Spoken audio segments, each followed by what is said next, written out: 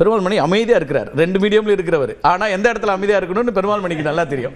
திரு மணிகண்டன், இந்த போட்டி அப்படிங்கிறதுல வந்து டிடிவி தினகரன் ஒரு கருத்தை இன்னைக்கு முன்வைக்கிறாரு. நேற்றைக்கு விஜய் சொன்னதுடைய அடுத்த கட்டம் அப்படின்னு இதை பார்க்கணுமா? நீங்க எப்படி பாக்குறீங்க? நியூஸ் 18 நேயர்களுக்கு என்னுடைய மாலை வணக்கம். கார்த்திகை செல்வன், இந்த பீகார்ல திரும்ப என்டிஏ ஆட்சியை தக்க வைத்துக் கொள்ளுமா அப்படின்னு நான் பெரிய கவலையில் இருந்தேன். ஆனா மரியாதைக்குரிய அதிதீவிர பிஜேபி எதிர்ப்பாளர் பத்திரிகையாளர் ஆர்கே வந்து இல்ல உண்மையா அவங்களுக்கு கொண்டாட்டம்னு சொன்ன உடனே இது வசிஷ்டர் வாயால் கிடைச்ச பிரம்மரிசி பட்டங்கிற மாதிரி இப்ப பிஜேபி வெற்றி உறுதி. ஒப்பீனியன் வேற, செஃபாலஜி வேற இல்ல. அவர் வந்து இப்ப கணிப்பா அவர் சொல்றாரு, அதனால அதுல மாற்றி சொல்ல மாட்டாரு. இருக்கட்டுங்க. ரெண்டாவது, ஒரு வளரும் கட்சி நேற்று வரை நடிகராக இருந்து இன்று ஒரு அரசியல் கட்சியை துவக்கி அந்த கட்சியில பயணிக்கக்கூடிய திரு விஜய் கட்சியை சேர்ந்த முன்னாள் எம்எல்ஏ ஸ்ரீதர் என்னுடைய அனுபவத்திலே வயதிலும் பெரியவர். ஒரு மீடியாவை, மெயின் ஸ்ட்ரீம் மீடியாவை, இந்த மாதிரி மெயின் ஸ்ட்ரீம் மீடியா அப்படிங்கிறது எல்லாரையும் எல்லா காலகட்டத்திலும் விமர்சித்திருக்கிறது. திரு எடப்பாடி பழனிசாமி விமர்சனமும் பண்ணியிருக்காங்க.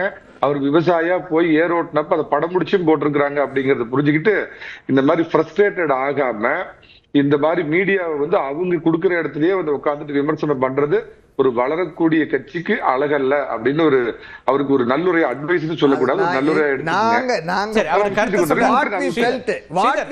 நீங்க உங்க கருத்து சொன்னீங்க, அவர் கருத்து சொல்றாரு, அடுத்து கடந்து வந்துடலாம். அது தொடர்ச்சி அதுலயே போயிட்டு இருக்க முடியாதுல்ல. அவர் அவரோட கருத்தை பதிவு பண்றாரு. ஓகே, உங்க கருத்தை பதிவு பண்றதுக்கான ஸ்பேஸ் இங்க இருக்குங்கிறதும் அதுதான் நியூட்ராலிட்டிங்கிறதையும் நான் பதிவு பண்றேன். திரு மணிகண்டன், இவரு ஜீவசகாப்தன் பேசுறப்பீங்க அவரு பாசிசம் பாயாசம் பாஜக சும்மா பேரளவுல தாங்க இருக்கிறாரு. ஆனா பேசுறதெல்லாம் வந்து திமுகவையும் மாநில அரசு தான் கடுமையா விமர்சனம் பண்றாருன்னா, எஸ், நடக்க போவது வந்து சட்டமன்ற தேர்தல்.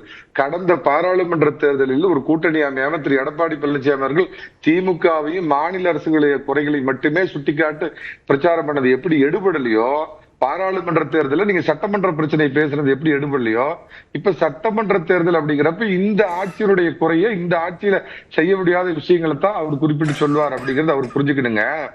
அதே மாதிரி பாத்தீங்கன்னா, பிரைமரி அப்போசிஷன்ங்கிற ஒரு இடத்துக்கான ஒரு போட்டியா அவர் வராரா, அவர் தன்னை முன்னிறுத்துறாரா அப்படிங்கறதான் கேக்குறேன்.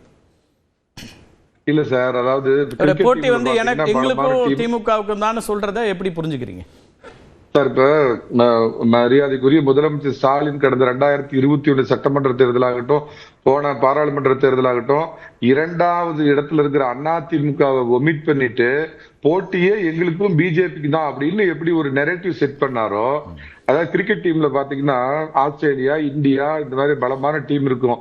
இந்த புதுசா வந்த பங்களாதேஷ், கென்யா மாதிரி டீம் எங்களுக்கு அவங்களுக்கு தாங்க நேரடி போட்டி அப்படிங்கிற மாதிரி. ஏன் சார், எனக்கு பிடிக்குதோ பிடிக்கலையோ, எனக்கு நான் பிறந்ததுல இருந்து எனக்கு திமுக பிடிக்காது, வேற விஷயம். கட்டமைப்பு உள்ள கட்சி அப்படிங்கிறது திமுகவும் அதிமுகவும் பூத் கமிட்டியில ஆரம்பிச்சு எத்தனை வருஷமா பயணித்த கட்சி இதுங்க. எந்த கட்டமைப்புக்கும் இல்லாம திடீர்னு அப்படியே சூப்பர் ஸ்டாரா இருந்தவர் ஒரு அரசியல் அவதாரம் எடுத்து சந்திக்க போற முதல் தேர்தலையே எங்களுக்கும் ஒரு 75 வருஷமா இருக்கிற திமுகவுக்கு தான் போட்டி. ஆனா இந்த 35 ஆண்டு காலம் கட்சி ஆரம்பிக்கப்பட்டு 33 ஆண்டு காலம் ஆட்சியில் இருந்த அதிமுக ஏதோ எங்களுக்கு சம்பந்தமே இல்லை, அவங்க போட்டியே இல்லை அப்படின்னு பேசுறது அவங்களுடைய அரசியல் அறியாமையை காட்டுதுங்க. ஒரு விஷயம், அதாவது பத்திரிகையாளர்களை பத்தி இப்படி பேசுறாரு அப்படின்னு ஜீவசகாப்தன் சொன்னதை நான் ஏத்துக்கிறேன். திமுகவை சேர்ந்த RS பாரதி ரெட் லைட் மீடியான்னு சொன்னாரு ஜீவசகாப்தனுக்கு, அப்பயும் இதே கோவம் வந்துட்டு நான் ரெண்டையும் கண்டிக்கிறேன். இந்த ஆதவ அர்ஜுனா பேசுறது கடும் கண்டனத்துக்குரியது. ஆனா RS பாரதி பேசுறப்ப ஜீவசகாப்தன் ட்வீட் போட்டாரான்னு நான் தேடி பார்த்தேன். அப்ப உடனே கவனம், அதை விட்டுருங்க சார். ரெண்டாவது, விஜய் என்ன கொள்கை நீங்க கேட்டீங்க, ரொம்ப அருமையான பேலட் பாயிண்ட்டுங்க. நான் கேட்கிறேன், அவங்களுடைய கொள்கை திமுக இருந்து எந்த இடத்துல மாறுபடுதுங்க? மொழி கொள்கை சேம், மாநில சுயாட்சி சேம், இலங்கை தமிழர் பிரச்சனை சேம், கண்மூடித்தனமான மத்திய அரசு எதிர்ப்பு அதே சேம், சிஏஏ, நீட்டு, எஸ்ஐஆர், டீலிமிட்டேஷன் இதுல விஜய் கட்சியுடைய கொள்கை, திமுகவுடைய கொள்கை என்னவோ அதே தான். அதே மாதிரி பாத்தீங்கன்னா மைனாரிட்டி அப்பீஸ்மெண்ட் எல்லாத்துலயுமே அசல் அப்படிங்கிற திமுக ஒன்று இருக்க, அதையே காப்பி அடிக்கிற இந்த ஜெராக்ஸ் காப்பிக்கு மக்கள் எப்படி ஓட்டு போடுவாங்க? ஒருவேளை இங்கேயும் பாயிண்ட்டுக்கு வரேன், அப்படி இதெல்லாம் நம்பி ஓட்டு போட்டாங்கன்னா திமுகவுக்கு ட்ரெடிஷனலா போடுற ஓட்டுல சில பேர் மயங்கி இந்த பக்கம் ஓட்டு போடுவாங்க. அதிமுகவுக்கு இதனால எந்த பாதிப்பும் இருக்க போறது இல்ல.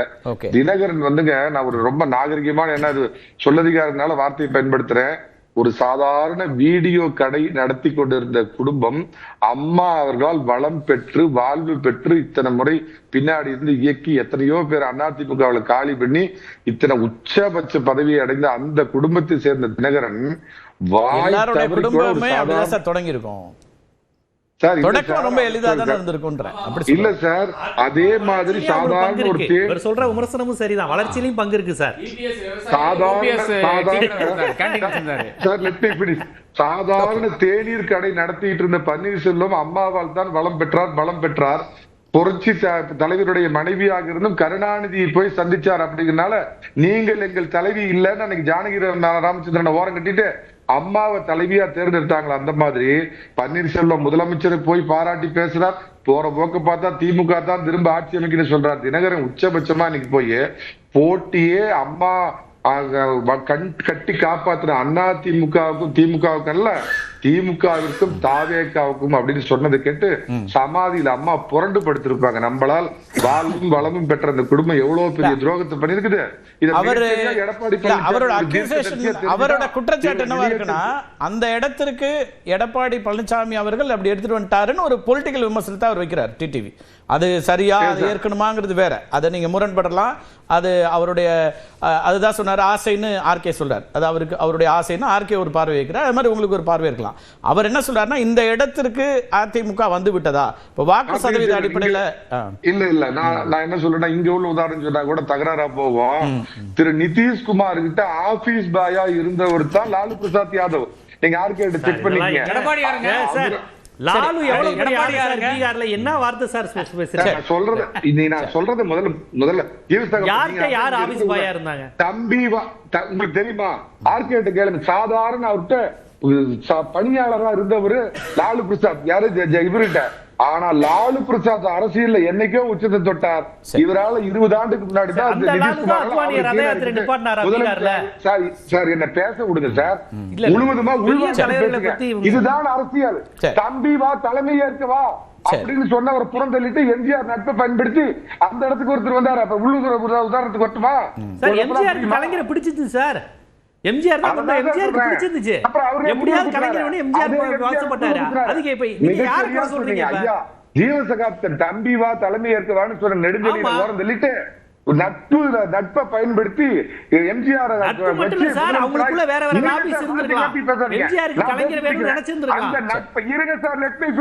அந்த நட்பை பயன்படுத்தி முதலமைச்சர் நாற்காலில் இருந்து உட்கார்ந்துட்டு அதே எம்ஜிஆர் முதலமைச்சர்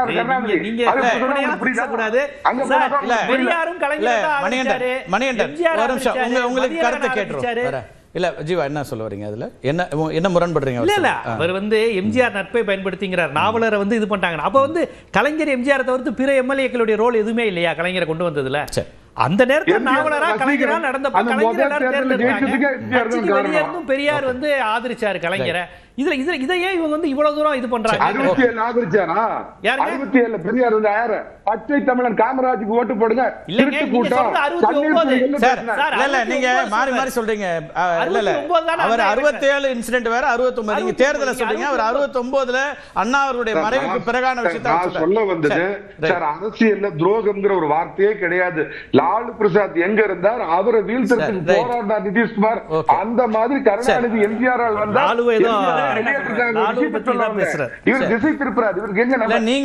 நீங்க துரோகம் ஒண்ணும் கிடையாதுன்றீங்க. திரு எடப்பாடி பழனிசாமி இப்ப இவங்க 2 பேரும் துரோகம் பண்றாங்கன்னு தானே சொன்னாரு. டிடிவி தினகரன் ஓபிஎஸ் என்ன சொன்னாரு? துரோகம் தானே சொன்னாரு.